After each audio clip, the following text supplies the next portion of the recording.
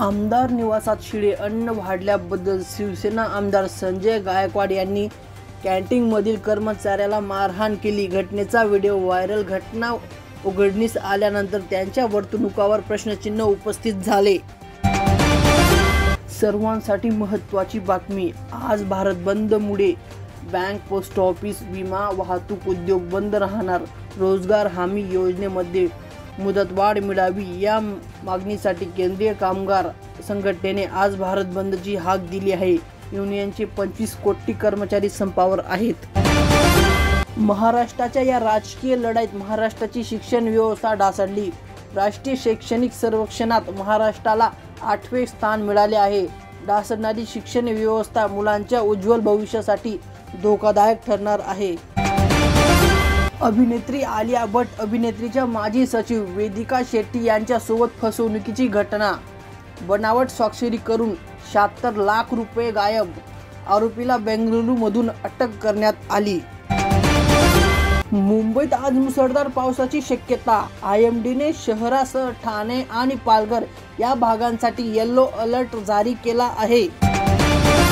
विरारच्या हिंदी भाषिक रिक्षा चालकाने भाड्यावरून मराठी प्रवाशाला मारहाण केली होती.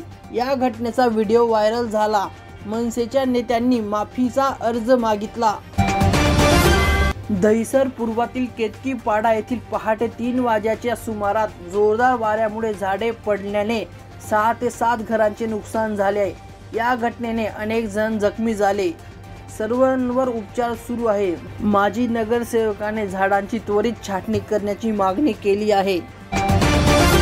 BMC निवडणुकांपूर्वी नवीन राजकीय युती स्थापन होऊ शकतात. एकीकडे शिंदे यांनी त्यांच्या पक्ष नेत्यांना राज ठाकरेबद्दल विधाने करण्यात मनाई केली, तर राज ठाकरे त्यांनी त्यांच्या पक्षाच्या नेत्यांना त्यांना न विचारता सार्वजनिक विधाने करण्यात स्पष्ट मनाई केली.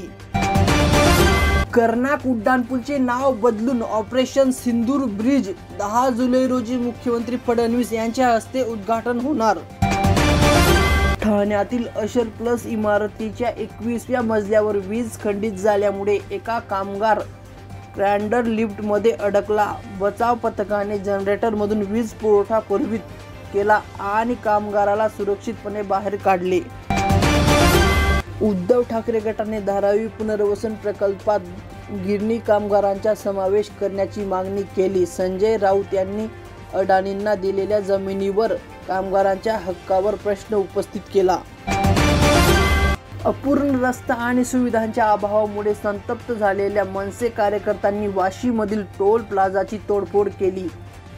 हे आंदोलन टोल वसुलीच्या विरोधात होते, ज्याला मनसे कार्यकर्ते लोकांच्या संतापाचे परिणाम म्हणून वर्तन करत आहेत. POP गणेश मूर्तीवरील बंदीमुळे शिल्प व्यवसायावर परिणाम झाला. सुरुवातीला फक्त मातीच्या मूर्तींना परवानगी असेल असे कठोर नियम केले गेले. नंतर जुलैपर्यंत POP मूर्तीवरील बंदी उठवली गेली. सरकारच्या बदलत्या नियमामुळे शिल्पकारांमध्ये प्रचंड संताप. मुंबई कलकत्ता राष्ट्रीय महामार्गाचे नुकसान. मासूल कास घाट भूस्खलनामुळे वाहतूक विस्कळीत. घटनेत कोणतीही जीवितहानी झाली नाही.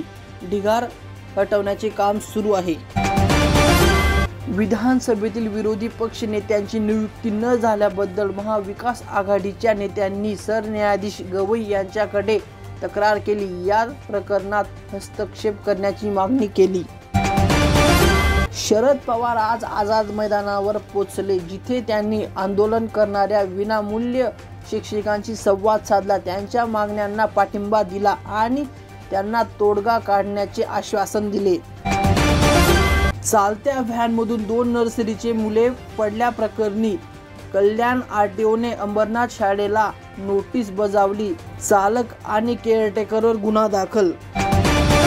कोळसा आणि लाकूड वापरणाऱ्या बेकरींवर BMCने कारवाई सुरू केली. 353 बेकरींना नोटीस बजावली. हिरव्या इंधनाचा वापर न करणाऱ्या बेकरींना BMC कडून बंद केले जाईल. मुंबईत सोने चांदीच्या किमतीत बदल. 10 ग्रॅम 22 कॅरेट सोन्याचा भाव 90,000 रुपयेवर पोहोचला, तर चांदीचा भाव 1,10,000 रुपये प्रति किलोग्रॅमवर पोहोचला. ट्रम्पच्या टॅरिफमुळे शेअर बाजाराचा मूड बिघडला.